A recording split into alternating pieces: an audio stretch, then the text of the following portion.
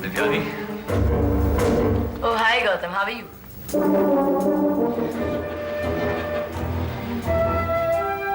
हुआ गौतम? आखिर बात क्या है मुझे बताओ तो सही। हाँ? क्या बात है गौतम, आखिर हुआ क्या, बताओ तो सही। दिव्यानी सब खत्म हो गया। मुझे नहीं लगता अब हमें कॉन्ट्रैक्ट मिलेगा। वहां पे मैं फाइनेंस की बातें करने लेकिन आज वो लोग हमको पहला चेक देने वाले थे। देने वाले, मगर अब वो कहते हैं कि जब तक हम उन्हें दूसरी प्रेजेंटेशन ना दें तब तक हमें चेक नहीं मिलेगा। लेकिन वो ऐसा नहीं कर सकते हैं। एक बार जब हम उन्हें अपनी प्रेजेंटेशन दे चुके हैं, वो हमको डिक्लेयर कर चुके हैं, तो वो ऐसा क्यों कर रहे हैं भाई? लगता है वो हमारी स्टाफ स्ट्रेंथ से खुश नहीं है। कुल मिला के टीकाराम को मिला के हम 4 लोग तो हैं, और वहाँ रोहित मल्होत्रा एडवर्टाइजिंग में पूरे 50 लोग काम करते हैं। उन्हें ऐसा करने का कोई हक नहीं है। हम उन्हें बता चुके हैं कि हम लोग उनका कॉन्ट्रैक्ट संभालने के पूरे केपेबल हैं। तो वो ऐसा क्यों कर रहे हैं हमारे साथ? कुछ भी हो सकता है देवयानी, जिस तरह की पॉलिटिक्स चलती है उसको देखकर तो कुछ भी हो सकता है। कैसी पॉलिटिक्स? लगता है रोहित मल्होत्रा ने ये अड़ंगा लगाया है। उसने तो इतनी से साफ कह दिया कि इन ऑल फेयरनेस आईआईएम की स्टाफ स्ट्रेंथ को भी ख्याल में रखना चाहिए, वरना तो हमारी पहली वाली प्रेजेंटेशन एक तरफा सिर्फ वन साइडेड प्रेजेंटेशन मानी जाएगी। What rubbish. रोहित अंकल कभी ऐसा नहीं कर सकते। किया है उन्होंने, और मेरे ख्याल से तो डिसीजन मेकर्स में से एक आध की तो जेब भी गर्म कर दी है उसने। You mean रिश्वत दी? जी हाँ, रिश्वत। नहीं गौतम, मैं किसी भी हालत में ये कॉन्ट्रैक्ट छोड़ूंगी नहीं। I'll take full care कि ये कॉन्ट्रैक्ट हमें ही हासिल होता है। और रहा मिस्टर रोहित मल्होत्रा का सवाल, उनको तो मैं बताऊंगी कि वो आखिर चीज क्या है। मैं अभी आती हूँ 1 घंटे में, तुम यही रहना। मतलब जा कहाँ रही हो? हे भगवान, ये कहाँ चली गई? मिस्टर रोहित मल्होत्रा, नहीं तुम, अब क्या है? आपकी हिम्मत कैसे हुई हमारी कंपनी के साथ ऐसा करने? तमीज से पेश आओ, तुम्हारी और बदतमीजी मैं बर्दाश्त नहीं करूंगा। अच्छा हुआ खुदा आपने मुझे एक बात बोल दी, क्योंकि मैं भी अब और ज्यादा आपकी बकवास बर्दाश्त नहीं कर सकती। You are a spoiled sport, Rohit. आप जलते हैं, आप अपनी हार कबूल नहीं कर पाए। आप ये देख नहीं सकते कि कोई और आपसे बाजी मार ले जाए। लेकिन एक बात मैं आपको बता दूं, आप चाहे अपनी जितनी भी बिजनेस मूव्स कर लें, लेकिन मैं आपके आगे हार मानने वाली नहीं। मैं आपकी चालों से डर नहीं जाऊंगी। And I'll make sure कि सारे कॉन्ट्रैक्ट्स मेरे हाथ में आए, और आपके हाथ सिर्फ हार आएगी, हार। बोल चुके तुम? हाँ। तो का क्या मतलब है? देखो देवयानी, अगर तुम्हारी बात खत्म हो गई हो, I mean तुम्हारे पास बोलने के लिए कुछ भी नहीं बचा हो, तो मैं अपना काम शुरू करूं? काम करेंगे आप? क्या काम करेंगे आप? आपको क्या लगता है आप इन सारी कोशिशों से ये सारे काम करके वो कॉन्ट्रैक्ट हासिल कर लेंगे? नहीं मिस्टर रोहित मल्होत्रा, मैं आपको किसी भी हालत में वो कॉन्ट्रैक्ट हासिल नहीं होने दूंगी। देवयानी, तुम अपने आप को रिपीट कर रही हो। नहीं नहीं, ऐसा होता है, बिल्कुल होता है। जब आदमी के पास कुछ कहने को नहीं होता है तो वो अपने आप को दोहराने लगता है। लेकिन अनफॉर्चुनेटली मेरे पास इतना वक्त नहीं कि मैं तुमसे बहस करूं और ये तुम्हारी ये बात सुनूं कि ये ठीक नहीं और वो ठीक नहीं। I must tell you one thing, Devyani, प्यार और जंग में हर चीज जायज होती है, और जब इस जंग का ऐलान तुमने किया है ना, तो तुम इसे लड़ो, रो मत देवयानी। और अगर तुम्हें इस बात का एहसास हो गया है कि तुम मेरे या मेरी एजेंसी के मुकाबले बहुत कमजोर हो, तो इसमें मैं क्या कर सकता हूँ? रोहित मल्होत्रा एडवर्टाइजिंग एजेंसी हार मानने की आदी नहीं है, खासकर IBM जैसी घटिया और 2 कौड़ी कंपनी की से। IBM 2 कौड़ी की एजेंसी नहीं है। जब इंसान जरूरत से ज्यादा ऊंची आवाज में बोले तो इससे साफ जाहिर होता है कि वो सच्चाई से मुंह छुपाने की कोशिश कर रहा है। देवयानी, तुमने सुना नहीं कि जो बात जितनी तेज आवाज में कही जाती है वो उतनी झूठ साबित होती है। You're sick, Rohit uncle. Really, you're sick। मैं आपसे नफरत करती हूँ, क्योंकि आपने जो मेरे साथ किया है वो कोई नॉर्मल आदमी नहीं कर सकता। तुमने कभी ये नहीं सोचा कि तुमने मेरे साथ क्या किया? मैंने क्या किया आपके साथ? सिर्फ IBM कंपनी तो ज्वाइन की है। Exactly। कम से कम तुम्हें तो कुछ ना कुछ अच्छा करना चाहिए था, अपनी थोड़ी अकलमंदी से काम लेना चाहिए था। अगर तुम्हें जॉब की जरूरत थी तो मेरे पास आती, क्या जरूरत थी मेरे कॉम्पिटिटर के पास जाने की? मुझे ये बात मालूम नहीं थी कि वो आपका कॉम्पिटिटर है, और वैसे भी इस बात से कोई फर्क नहीं पड़ता। और अगर आप इस बात को जंग की तरह मान रहे हैं तो मैं अपनी आखिरी सांस तक लड़ूंगी। And I challenge you, Mr. Rohit Malhotra, कि ये कॉन्ट्रैक्ट मैं ही लेके दिखाऊंगी।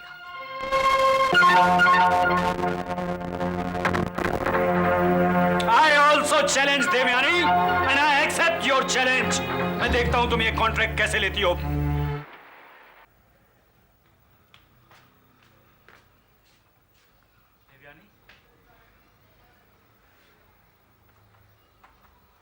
देवयानी, देवयानी, देवयानी मेरी बात सुनो। मेरी बात सुनो प्लीज। मुझे मजबूर मत करो कि मैं वॉचमैन को बुलाकर तुम्हें धक्के देके यहाँ से निकलवाऊं। सीधे रास्ते चलो। देखो तुम्हारा जो जी मैं वो करना, लेकिन तुम मेरी पूरी बात सुनो। मैं बहुत दिन से तुमसे मिलने की ट्राई कर रहा हूँ, लेकिन तुम मिलती नहीं हो यार। होती कहाँ हो तुम? तुम्हें गलतफहमी कहाँ से हो गई कि मैं 24 घंटे तुम्हारा इंतजार करती हुई घर पे बैठूंगी ताकि तुम आओ और मुझे अपनी 4 बातें सुना के जाओ। देवयानी ये बात नहीं है। मैं तुमसे मिलना चाहता था एक दोस्ती के नाते। तुमने बहुत बड़ा काम किया देवयानी। तारा के खिलाफ जो आरोप था वो तुमने वापस ले लिया। तब से तुमसे मिलने के लिए बेकरार था मैं। जब मैं हॉस्पिटल में बीमार पड़ा था, तुमने सारी पुरानी बातें भूलकर वहां मुझसे मिलने भी आई। एक और गलतफहमी है तुम्हें कि मैं सारी बातों को भुलाकर तुमसे मिलने आई थी। पोपो, मैं तुम्हें ठीक से समझा देना चाहती हूँ कि मैं कुछ नहीं भूली हूँ। मैं जिंदगी में कभी नहीं भूल सकती कि तुमने और तारा ने मेरे साथ क्या किया है। मैं तुम्हें कभी माफ नहीं कर सकती। और मैं हॉस्पिटल में मिलने तुम्हारी खातिर नहीं बल्कि अपनी खातिर आई थी। तुम्हारे दुख को दूर करने के लिए नहीं, बल्कि मैं तुम्हें बीमार नहीं देख सकती थी। मैं उस इंसान को कभी परेशान नहीं देख सकती जिससे मैं प्यार करती हूँ। लेकिन तुमने जो मेरे साथ किया है ना, उसका सिला तुम्हें भगवान देगा।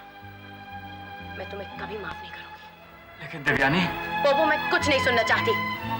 मैं तुमसे इतनी नफरत करती हूँ कि तुम सोच भी नहीं सकते कि मुझ पर इस वक्त क्या बीत रही है। देवयानी ऐसा क्या किया है मैंने? हाँ क्या किया है मैंने?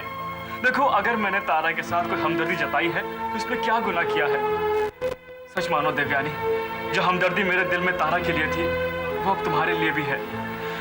अपने आप को हर अपने से अलग करके जिस तरह की जिंदगी तुम जी रही हो देवयानी, ये मुझसे देखी नहीं जाती। मिस्टर राजवीर सिंह, आप ये मत सोचिए कि मुझे किसी तरह की हमदर्दी की जरूरत है, बल्कि दया और हमदर्दी की जरूरत आपको है।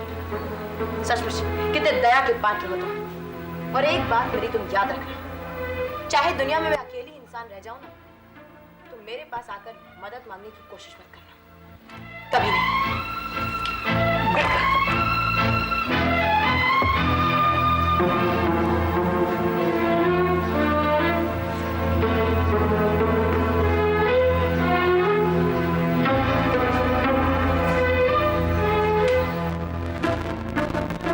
क्या हो गया देवयानी? सब क्या हो गया? नहीं बॉबी, मेरे ख्याल से तुम्हें अपने खिलाफ कोर्ट में बयान नहीं देना चाहिए। तुम फंस जाओगे। मेरे पास सिर्फ 2 चॉइस है नूतन जी, सिर्फ 2 चॉइस। या तो मैं बयान देकर केस की शुरुआत करवाऊं, या तो फिर तारा जी को हमेशा के लिए गलत इल्जाम से जीने के लिए मजबूर कर दूं। चीमा, अगर चीमा का कोर्ट में मर्डर ना हुआ होता तो वो मेरा नाम लेता, तब भी मुझे कोर्ट के सामने खड़ा होना पड़ता। लेकिन बॉबी, अगर तुम अपना किया कबूल कर लोगे तो कानून तुम्हें दीपक के कत्ल का इल्जाम लेने पर मजबूर कर देगा। ये बात नहीं है नूतन जी, मैं अपनी सजा भुगतने को तैयार हूं। मेरे इस बयान से जो असली कातिल है ना, वो अशोक सहगल, वो बाहर आ जाएगा। कब तक छुप कर रहेगा वो हम लोगों से? और मुझे कानून पर पूरा भरोसा है। असलियत कभी ना कभी तो बाहर जरूर आएगी। बॉबी, न जाने मुझे एक अजीब सा डर क्यों लग रहा है। न जाने ऐसा क्यों लग रहा है कि नूतन जी, आप खामखा इसके बारे में इतना सोच रही हैं। मैंने तय कर लिया है कि मुझे क्या करना है। और जब मुझ जैसा इंसान कोई चीज तय कर लेता है तो हर चीज सही हो जाती है। गलत होने की तो कोई गुंजाइश ही नहीं रहती।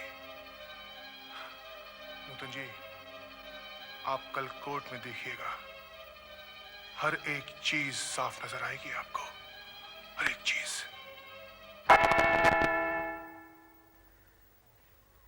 भाभी सकेरा हाजिर हो।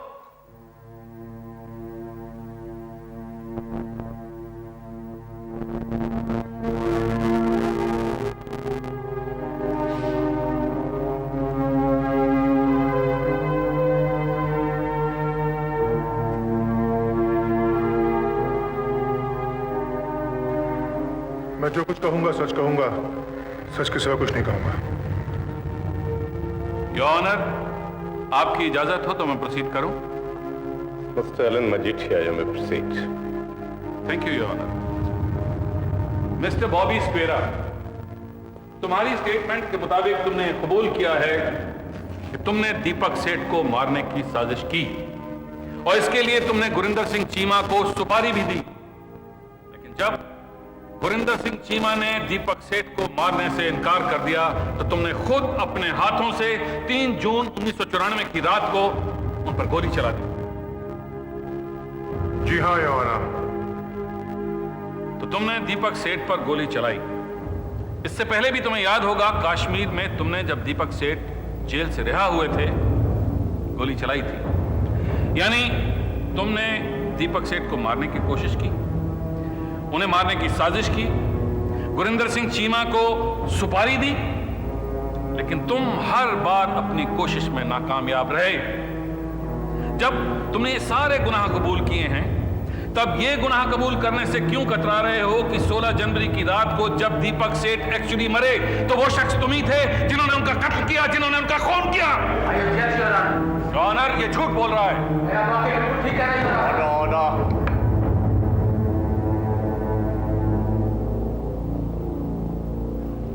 Thank you your honour. Mister Bobby Sequeira, 16 जनवरी की रात गोवा के हॉस्पिटल में क्या तुमने दीपक सेठ का खून किया? जी नहीं, मैंने ऐसा कुछ नहीं किया। ये झूठ बोल रहा है योर ऑनर, सरासर झूठ बोल रहा है।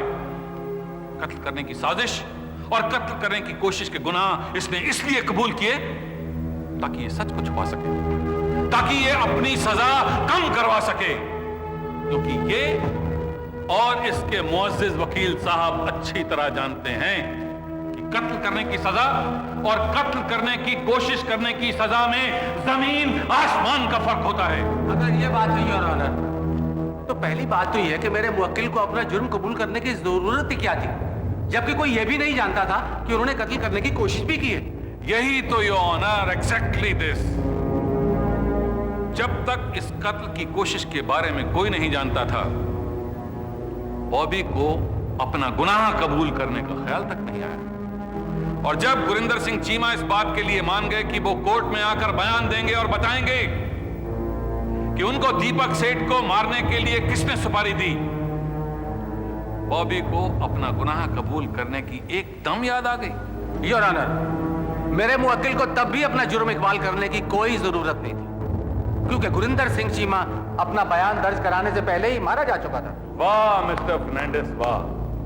लगता है आप अपनी मिस्टीरियस स्कीम्स के क्लूज खुद ही देते जा रहे हैं। योर ऑनर, जब इनके मुवक्किल को यह समझ आने लगा कि चीमा को मार देने के बावजूद भी सच आहिस्ता आहिस्ता उजागर होता जा रहा है और वो छुप नहीं सकता, तो इन्होंने नई स्कीम शुरू की, और वो थी एक आध गुनाह को कबूल कर लेना ताकि इनकी सजा भी आदी हो जाए और असली सच भी छुप जाए। लेकिन योर ऑनर, असली सच यही है कि वो शख्स बॉबी ही है जिसने ना सिर्फ दीपक सेठ का कत्ल किया, बल्कि बयान देने से पहले गुरिंदर सिंह चीमा को भी अपने रास्ते से हटा दिया। I object your honour, Majithia साहब हद से ज्यादा आगे बढ़ रहे हैं। एक सीधे साधे बयान को खामखा घुमाया फिराया और तोड़ा मरोड़ा जा रहा है। बयान को तोड़ा मरोड़ा नहीं जा रहा है फर्नांडिस साहब। योर ऑनर, बॉबी की स्टेटमेंट खुद ब खुद सारा सच बयान कर देती है। सारा भेद उसी बयान की लाइनों में छिपा है, जिसे समझना कोई मुश्किल नहीं है फर्नांडिस साहब। मजीठिया साहब, जब आपको एक सीधा साधा लिखा हुआ बयान समझ में नहीं आ रहा तो उस बयान की लाइनों के बीच का छिपा हुआ मतलब प्लीज आप समझने की कोशिश भी मत कीजिए। अच्छा, आप ही समझाइए, आप क्या कहना चाहते हैं? आई मीन योर ऑनर कि हमारे अजीज दोस्त मजीठिया साहब की मुवक्किल तारा सहगल, जो अब तक जमानत पर रिहा है, आई मीन जब तक कत्ल का मुकदमा उन पर साबित नहीं हो जाता, अब अगर मेरे मुवक्किल की इकबाल जुर्म की स्टेटमेंट झूठी है तो फिर इससे बड़ा सच और क्या हो सकता है कि मौका वारदात पर तारा सहगल वहां रंगे हाथों पकड़ी गई। मगर सवाल ये नहीं है योर ऑनर, मेरे मुवक्किल के इकबालिया जुर्म के पीछे इरादा सिर्फ ईमानदारी का है, एक नेक इरादा है। ये महीनों पहले अपने सब बुरे धंधे छोड़ चुका था, सब धंधे छोड़ चुका था और जी तोड़ के मेहनत कर रहा था ताकि दीपक सेठ के अस्पताल का बिल चुका सके। ये अपने बुरे कर्मों पर पश्चाताप कर रहा था योर ऑनर। और मिसेज नूतन बजाज जो कि उस वक्त मरने वाली की तीमारदारी कर रही थी, उनकी हर संभव मदद भी करता रहा। योर ऑनर, मैं गुजारिश करूंगा कि मिसेस नूतन बजाज को कोर्ट में पेश किया जाए। मिसेज नूतन बजाज बयान के लिए हाजिर है योर ऑनर। मिसेस नूतन बजाज को पूछताछ के लिए अदालत में पेश किया जाए।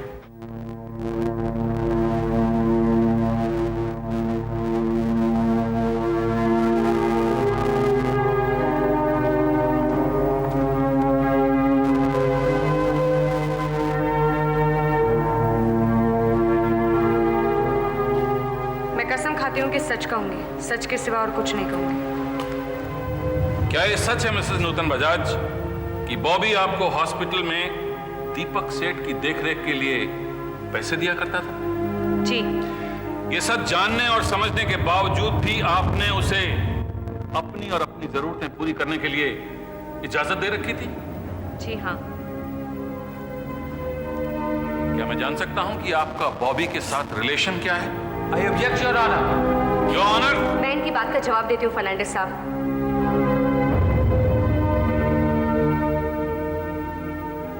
बॉबी सिक्वेरा के साथ मेरा रिश्ता सिवाय ईमानदारी और सच्चाई के और कुछ नहीं है। मैंने बॉबी की बात पर भरोसा किया। मैंने जेरी की बात पर भी भरोसा किया जब वो बॉबी को मेरे पास पहली बार लेके आए थे और सारी सच्चाई बताई थी। मेरी सारी जायदाद उस अनाथालय को दे दी गई थी जिसे जेरी चलाते हैं। अनाथालय ने वो सारी प्रॉपर्टी बेचकर एक रॉक बार शुरू कर दिया जिसे बॉबी चलाता है। बदले में बॉबी ने ना सिर्फ दीपक की देखभाल करने की जिम्मेदारी ली, बल्कि बाकी बचे हुए पैसे भी वो अनाथालय को लौटा देता था। एक तनख्वाह के अलावा बॉबी ने और कुछ नहीं कमाया। जब मैंने बॉबी को महीने दर महीने ये करते हुए देखा तो मेरा उस पर भरोसा और भी बढ़ गया। आज मैं बॉबी पर पूरा भरोसा करती हूँ। अगर आज बॉबी अपने सारे जुर्म और अपने तमाम कोशिशों को कबूल नहीं करता तो ये केस जहाँ है उससे आगे नहीं बढ़ पाता।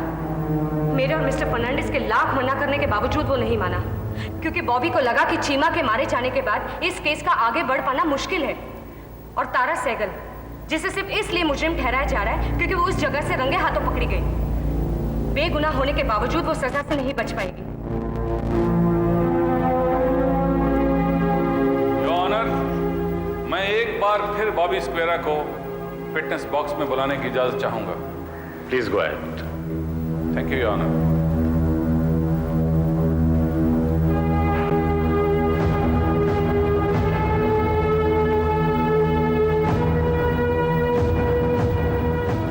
मिस्टर बॉबी स्क्वेरा, अगर तुम वाकई सुधर जाना चाहते थे, जैसा कि तुम्हारे काबिल वकील साहब कह रहे हैं, तो तुमने अपने आप को पुलिस के हवाले क्यों नहीं किया? क्योंकि मेरे वेल विशर्स नहीं चाहते थे कि मैं ऐसा करूं। दीपक सेठ जिस जगह पहुंच गए थे उन्हें वहां पहुंचाने में मेरा बहुत बड़ा हाथ था।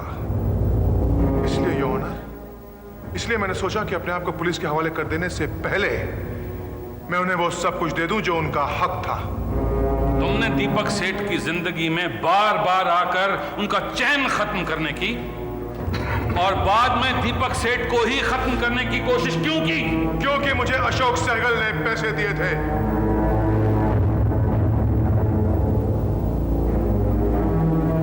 उसकी बेटी और उसमें क्या दुश्मनी है ये तो मैं नहीं जानता, लेकिन अशोक सहगल मुझे उनकी जिंदगी बर्बाद करने के लिए सालों तक पैसे देता रहा। इनफैक्ट मिस्टर दीपक सेठ के कत्ल के बाद भी जेरी के कहने पर मैंने वीरू और आफ्ताब की इस केस को सॉल्व करने में मदद की। योर ऑनर, मैंने जो आपको फाइल सबमिट की है उससे साफ जाहिर होता है कि 16 जनवरी को अशोक सहगल गोवा गया था और उसी रात वो नर्सिंग होम भी गया था।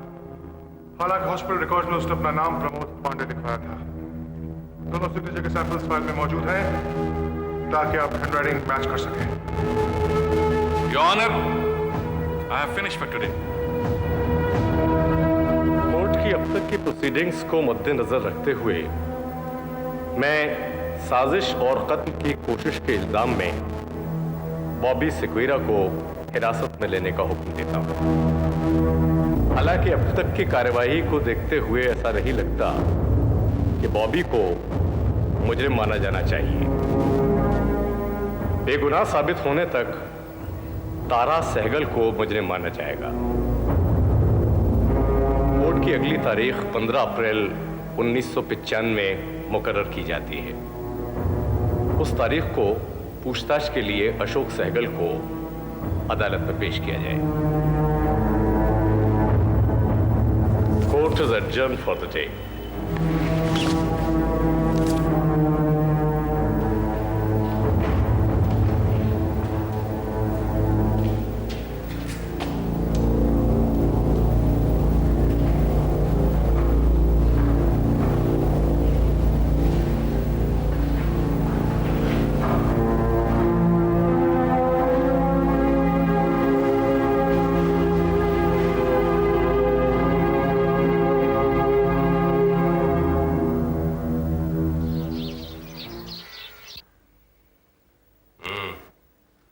अरे जो भी उसे अंदर भेज दो।